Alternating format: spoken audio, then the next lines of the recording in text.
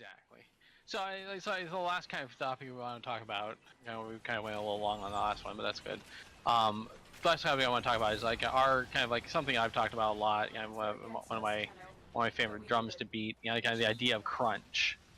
Kind of like what I said before. Kind of like this concept of BioWare magic, total and utter bullshit. It's basically just kind of codifying the idea of a codifying the idea that like people should be willing to sacrifice for the company, codifying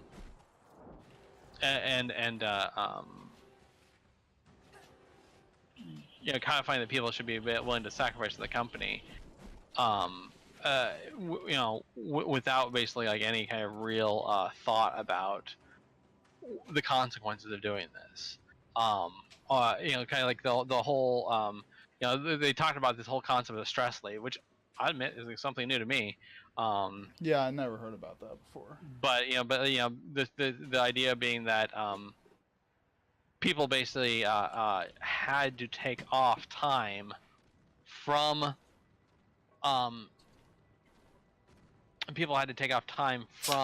work because the whole process is so stressful to them. Doctors said, for your mental health, you should not be working for a bit.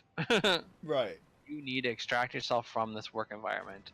And I mean, I'm pretty sure this isn't a defined benefit for EA employees. I'm pretty sure kind of the end result of this is people quitting their jobs and taking time off in order to recover from the extreme stress that they had to endure. And this is like literally hurting people. I mean, like there's no way you can kind of squint your eyes and say anything besides this is utter and total bullshit, hurting people for a bottom line profit, and the result being like not even very good games. Kuva. My Kuva. Hey, you get a couple more bad rolls. Apparently, I just looked it up. Job-related stress may be considered a qualifying condition that would enable an employee to take an FMLA protected leave of absence. Contact your healthcare provider and request written documentation that you are unable to work due to a serious health condition caused by stress. Interesting. Okay, yeah, I guess I can see that. There you go. Right.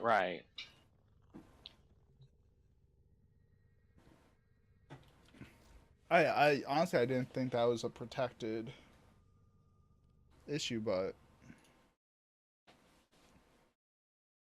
we're in a new era of society. Right.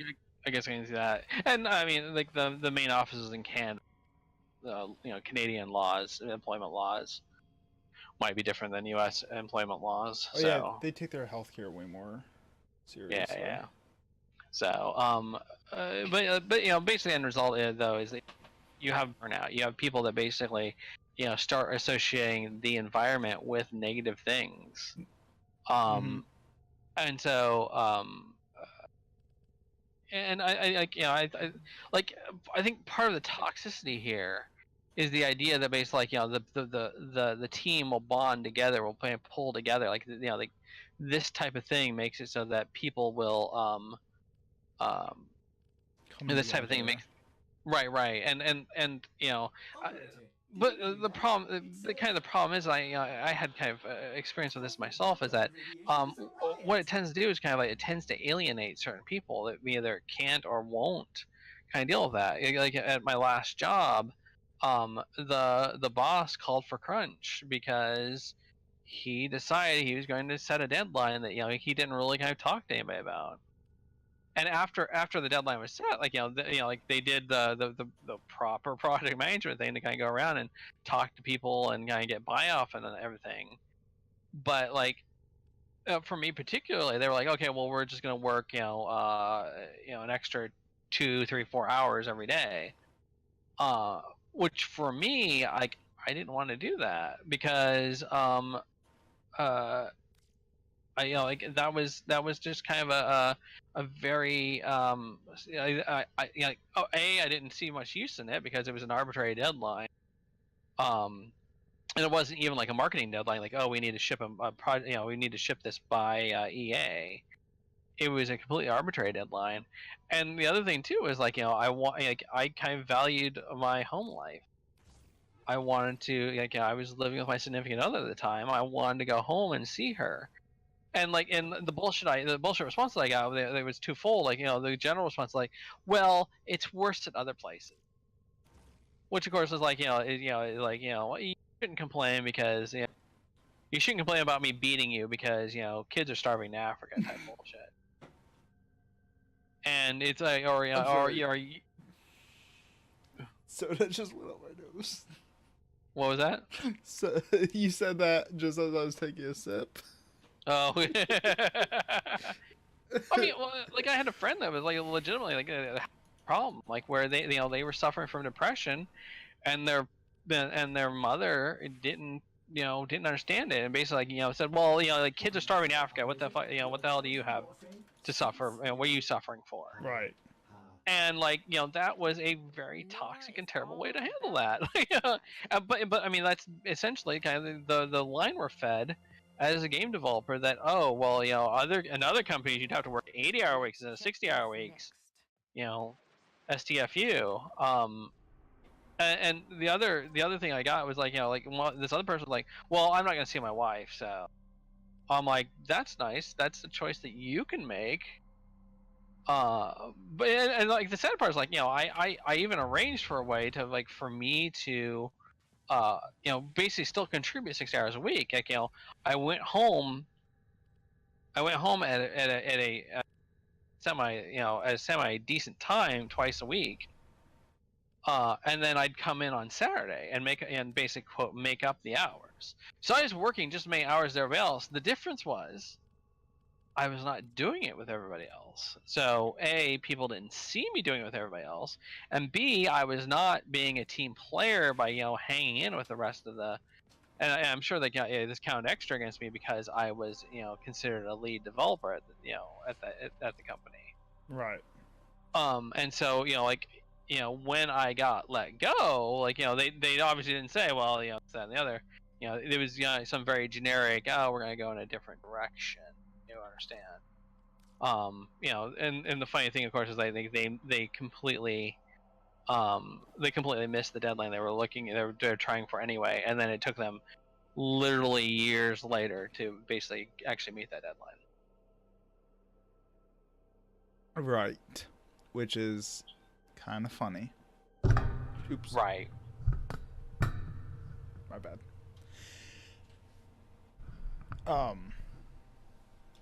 Yeah, it's shitty when that happens.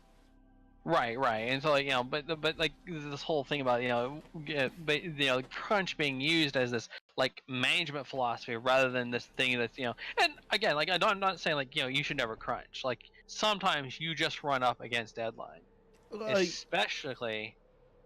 Go ahead. Especially when you start talking about I lost my train of thought. Keep the enemy busy while crunch.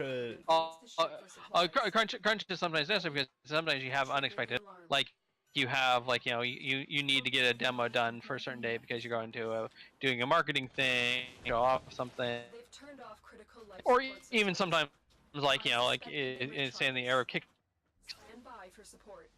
Sorry, you're roboting. Yeah, in the pains, you have this thing, like, people kind of expect you to get stuff done by a certain date. So, but it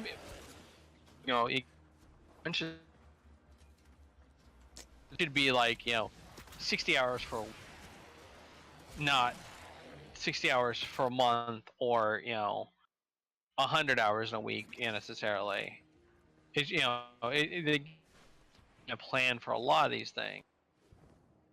Right. And there's also you have kind of like special situations for things like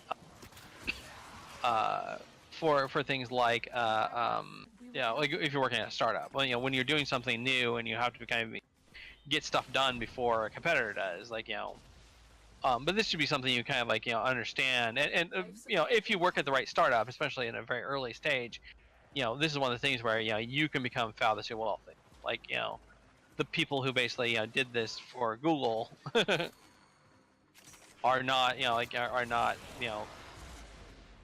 kind of made the right trade-off. And again, like, even startups though, like, you really should, there's a little project management goes a long way. But like, crunch is a tool that you should use, but it should be used sparingly. I've talked about. It should be like the last ditch effort, like the final tool. Right. Like there should be, every other step should be taken before crunch is. Right. Before you, before you kind of resort to crunch, because, right. Because if you just kind of like, if you just kind of default to crunch, I think that's basically kind of like the problems you run into with a lot of that's one of the problems you run into with a lot of companies these days. Is like, it's just become so ingrained as this is what you do.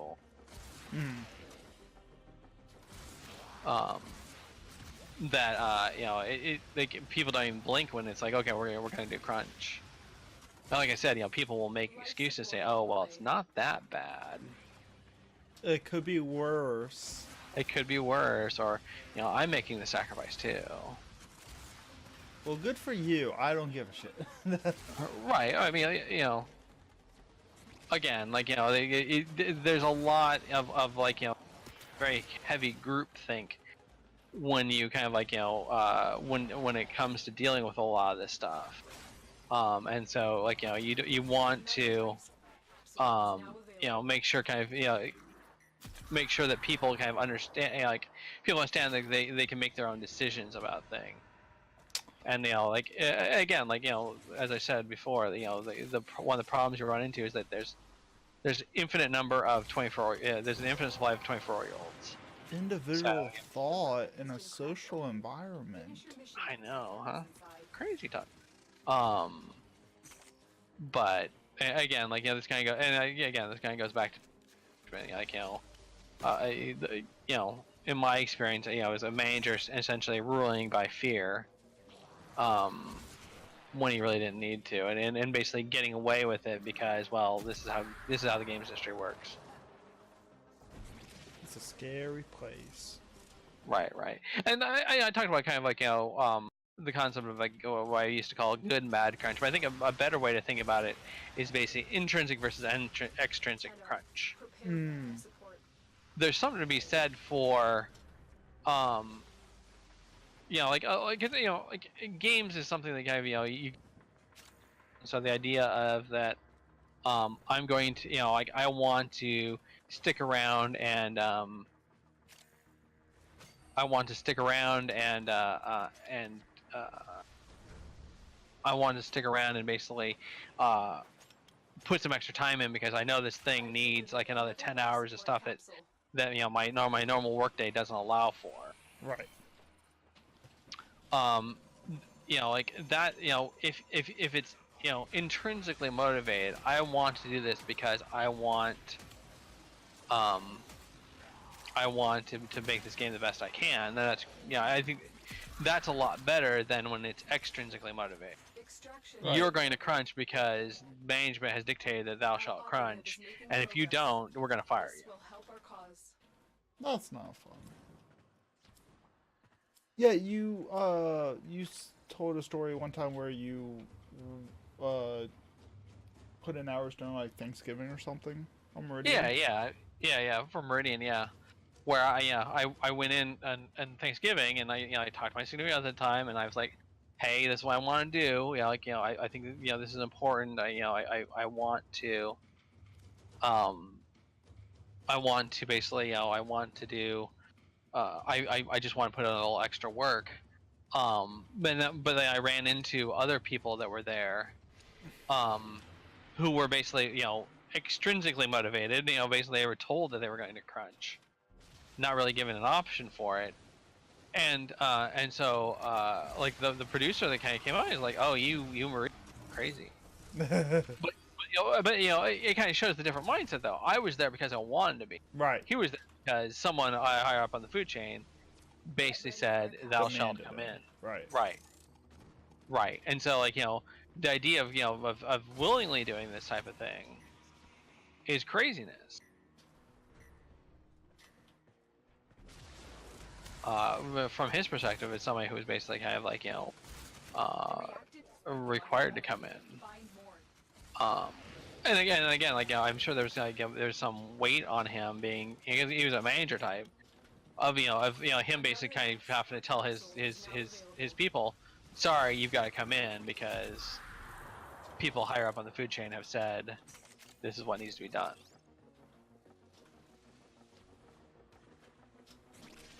And like it just and again, I think like anytime extended crunch, you're looking at a management problem.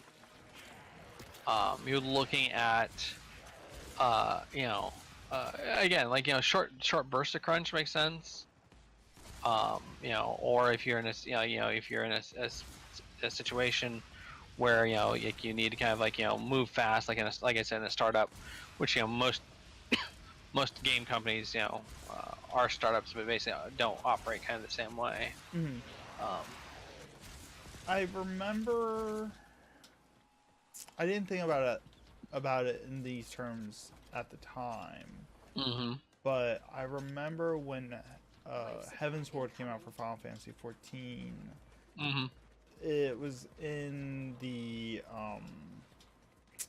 developer's letter that they emailed to everyone out. Oh yeah, now we get to finally see our families again. Right. And they said that they had been working like nonstop for like 6 months or something like that. Right. Keep in mind that that Square Enix is a Japanese company, and the culture is Much different. well, I wouldn't say much different, but like the desires and needs and motivations are different. Mm-hmm. Oh, just real quick, a quick diversion to talk about the game we're actually playing. The rare mod pickups, that you can do that in Index. Can you? Yep. Oh, that makes it so much easier. Yes, it does. Anyway, yeah, and we have a little bit of that in America. Well, kind of the idea of, if you want to be wealthy, you need to work hard. And if you are wealthy, there's an expectation, you have to complain about how busy you are in order to kind of show that you deserve your wealth. The kind of the shit feeling for the sandwich for the game industry, of course, is that like nobody gets rich making games as a grunt. You might make a decent amount of money, right? But like at this last job that I was working at, that I'm talking about like the lack of management training and the enforced crunch. I was making about half my market wages, with the idea that I would get profit sharing down the line after the game had shipped. Right. And the assumption was that the game is going to ship in a matter of months, but as I said, the reality is that they've been going at it for years now, and it still isn't shipped. And it still isn't shipped, and so then then basically you have all these people basically making really terrible wages, right? Having been promised that they were going to make profit sharing, but that profit sharing is only going to come into come in and become a reality once the game ships. Which maybe never. Right. Well, I my gut feeling is this game will probably ship. Whether it's successful or not is another thing. Maybe we'll play it on the podcast when it does. Or not. Or not. Or I'll just play it on my own and then we can talk about it later. Wow. What is this trash? I know. It's so much Paris Prime too. I even had a radiant relic. You wasted a radiant on this ship. Why not? I wanted the thing out of the radiant. You fool.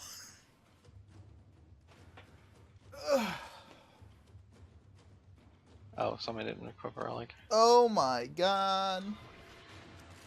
But yeah, I just like. But anytime you talk about crunch, I mean, like including the Final Fantasy XIV development team, like this is a failure of management. This is management not having enough people on on the workforce, not having enough people. Not scheduling enough time, not scheduling an appropriate amount of work. Like there's a lot of reasons why you can potentially say that this doesn't work, but at some point you have to kind of look at the management and say you have failed in your duty, because now people have to kind of do this crunch thing too. Mm-hmm. Well, that's right. Xing is individual now, huh? Yeah. Yeah, duh. Wow. Anyway, yeah. So basically, kind of my standard rant about crunch, but I think this whole article just kind of brought that front and center again about how toxic crunch just really is, Mm-hmm. and how much it's abused in the games industry, and just like we get the people that will that may become rich off of this, the executives, the company owners and whatnot, absolutely and completely abuse the people's willingness to do it for their own profit, to the point where people have to take like a stress leave because making the game, the process of making the game was so entirely stressful for them. But anyway, I think